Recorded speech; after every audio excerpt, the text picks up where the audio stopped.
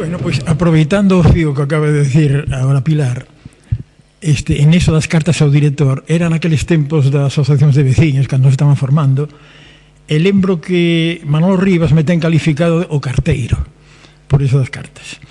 En canto que, volvendo ao que falaba Pilar, en canto a ese encontro cos escritores soviéticos, hai unha curiosa anécdota que non me resisto a mencionar.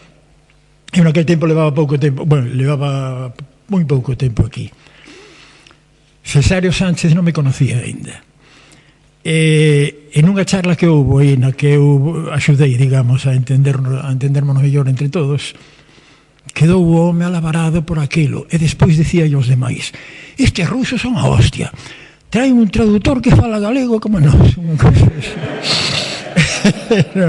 Porque non me conocía daquela.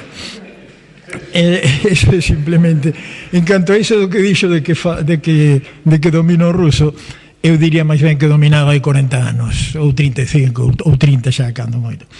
Pero agora non, agora incluso non quero saber nada de caeume de tal maneira aqueles entusiasmos que me teñen. En algunha ocasión que ven o meu fillo máis vello falándome ruso, eu digo, cambia, que non te entendo.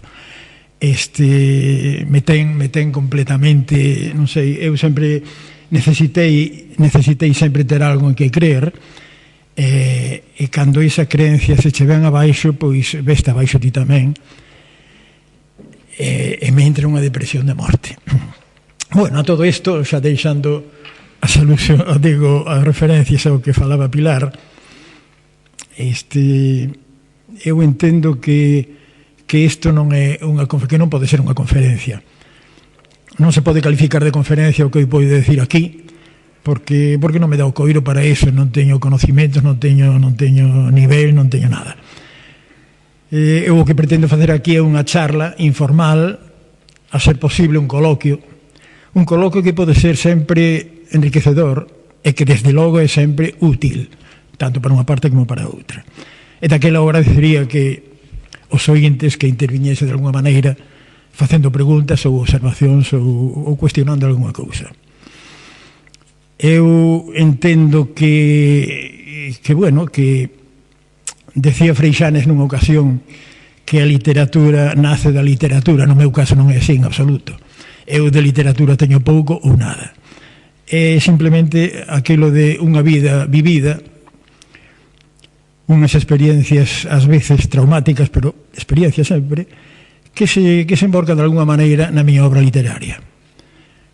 A finalidade destes encontros é, como decía aí nun programa, non sei, un encontro cos escritores galegos, unha aproximación, unha especie de conocimento. Eu entendo que, aunque non me coñecesedes, non perdíades nada, certamente, pero se pode falar da miña obra, do que levo feito, e incluso do que estou a facer ou do que teño en perspectiva. E nese aspecto hai unha cuestión actual que me ten preocupado, que me ten incluso alporizado un pouco, que é esa tendencia a considerar que escribir da Guerra Civil Española, que é un atraso, que é perder o tempo, que é andar sempre a voltas co mesmo tema, e alguén chegou a decir, unha persoa de certo nivel, de certo prestixio literario, que non vou decir quen é, que debía estar prohibido tocar esos temas. A mí me parece un disparate tan grande eso que xa non podo calificalo. Incluso os yanquis a estas alturas siguen facendo novelas, e con moito éxito, da súa guerra civil, da guerra de secesión. E nós temos moito que falar aínda disto. Sobre nós caeu un manto de silencio que nos deixou aplanados, que nos deixou esmagados durante moitos anos. Hai unha frase de Dulce Chacón que é moi significativa. Decía ela que a nosa xeración, que somos vítimas do silencio dos nosos pais e que ao mesmo tempo somos responsables da ignorancia dos nosos fillos. É unha definición exactísima. Nos non recibimos dos nosos pais máis que silencio.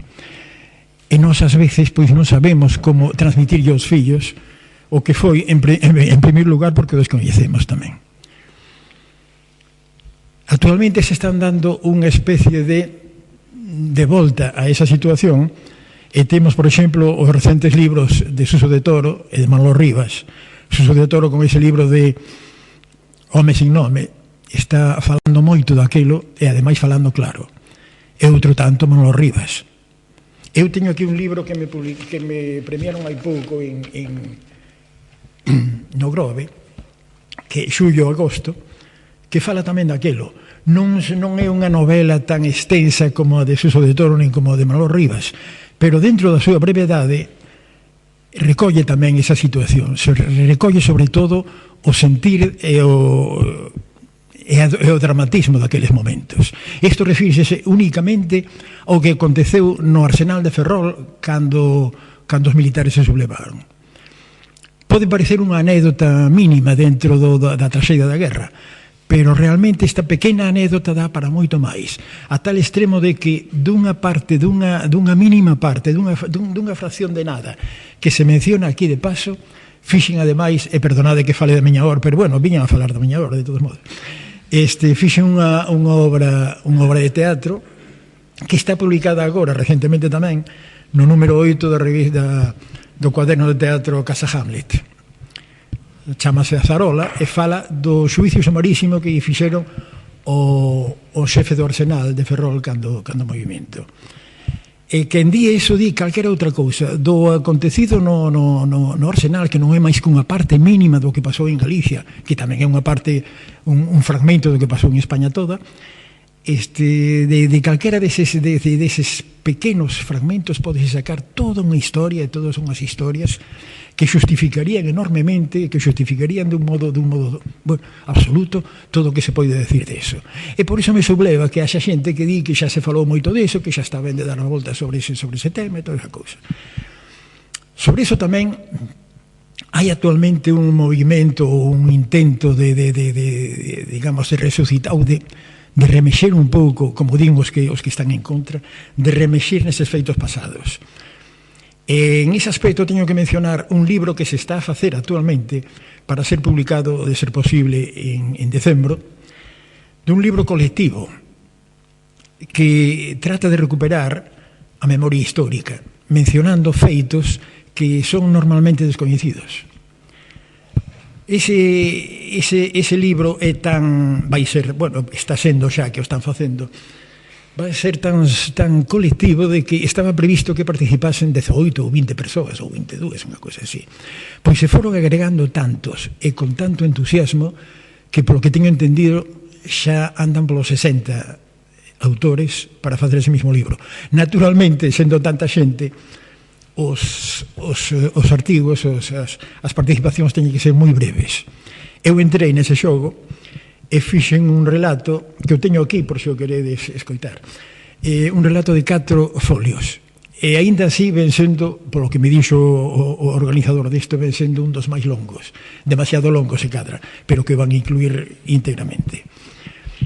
Este feito indica os intereses que hai por unha parte de dar a coñecer eses feitos tapados.